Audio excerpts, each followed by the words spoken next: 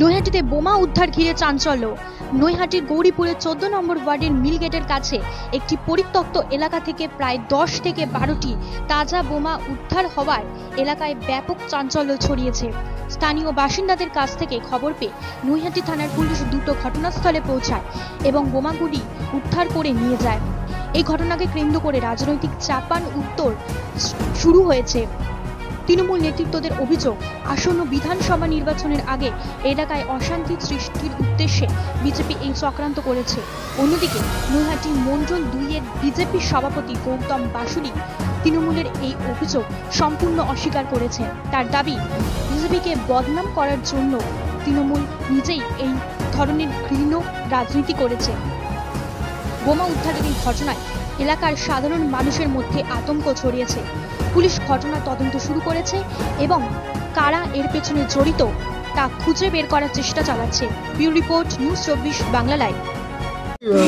আপনার বাড়ি তো কতগুলো বোম উদ্ধার করে নিয়ে চলে গেল, কি দেখছেন রিঅ্যাকশন আসার আগে? এটা শান্ত নৈহাটিকে অশান্ত করার পরিকল্পনা, যেটা কিছুদিন আগে গৌরীপুর চৌমাথায় বিজেপি মিটিং করে বলে গেল, সেটাই এটা ওর উদাহরণ। আর এই সব পরিকল্পনা করেই একটা মসজিদের পাশেই বোম পাওয়া যাবে, এটা মানে খুব দুর্ভাগ্যজনক ব্যাপার। আর এটা আমার পুরোপুরি বোঝা যাচ্ছে কি এটা বিজেপির চক্রান্ত, আর বিজেপি এই কাজটা করেছে। এই যে মসজিদ, বড় মসজিদে বিভিন্ন দঙ্গা লাগানোর পরিকল্পনা এখানে, মানে বিজেপি আর কে, যারা নিজেকে বড় সনাতনী সাজছে তারাই এই পরিকল্পনাটা করেছে, তাদেরই কাজ। আমার নাম রামচন্দ্র মোল্লা, নৈহাটি SC OBC সেলের তৃণমূল কংগ্রেসের সভাপতি। প্রায় বাজার মুখ, তার ঠিক প্রাক্কালে মসজিদে ঢিল ছোড়া দূরত্বে কিন্তু বোমা পাওয়া গেল, পুলিশ উদ্ধার করে নিয়ে গেল, কি বলবেন? এটা পুরোপুরি বিজেপির পরিকল্পনা। এটা 2019-কে আর কি মানুষকে আবার মনে করিয়ে দেওয়ার জন্য প্ল্যান করে এই জিনিসগুলো করেছে।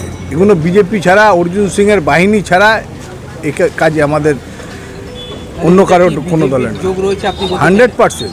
এইসব বোম, গুলি, মেশিন কাদের কাজ এগুলো? এখানে সন্তোষ যাদব মার্ডার হলো, কারা করলো? সন্তোষ যাদব মার্ডার হওয়ার ঢিল ছোড়া দূরেই এই জিনিস পাওয়া গেল, এটা কাদের? নির্বাচন আসার আগে আবার নেই, হ্যাঁ, সেই 19 আর কি মানুষকে মনে করিয়ে দিয়েছে, ভীত সন্তোষ করিয়ে দেওয়ার প্ল্যান চলছে। আপনার নাম? রঞ্জন কর্মকার, 7 নম্বর কাউন্সিলর। প্রথমেই সবাইকে ধন্যবাদ, আপনার মিডিয়ার সকল দর্শককে।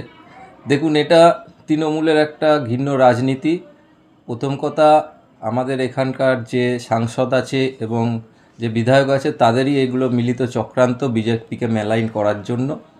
অ্যাকচুয়ালি 10 তারিখে আমাদের প্রাক্তন রাজ্য সভাপতি সুকান্ত দা এখানে একটা বিশাল বড় র্যালি করে এবং সেখানে আমাদের যে সাংগঠনিক ক্ষমতা সেটা দেখে ওনারা আতঙ্কিত, যে নৈহাটিতে আবার বুঝি বিজেপি সাংগঠনিকভাবে আমাদের থেকে এগিয়ে যাচ্ছে। তারই পরিকল্পনা স্বরূপ এইসব মজুত করা। আপনারা জানেন, ভারতীয় জনতা পার্টির কার্যকর্তারা বোমগুলির রাজনীতি করে না। আমরা মোদিজির ভক্ত, মোদিজির সৈনিক। আমরা সবসময় মানুষের সাথে, মানুষের পাশে, এই অঙ্গীকার নিয়েই চলি। বোম রাজনীতি আমরা পছন্দ করি না। তো এইগুলো আমরা দেখে এসেছি বিগত দিনেও, তৃণমূলের কালচার। তো ওরা ওদের কার্যক্রম চালিয়ে যাচ্ছে আমাদেরকে দমানোর জন্য, কিন্তু ভারতীয় জনতা পার্টি এতে বিশ্বাস করে না, এতে ভয় পায় না।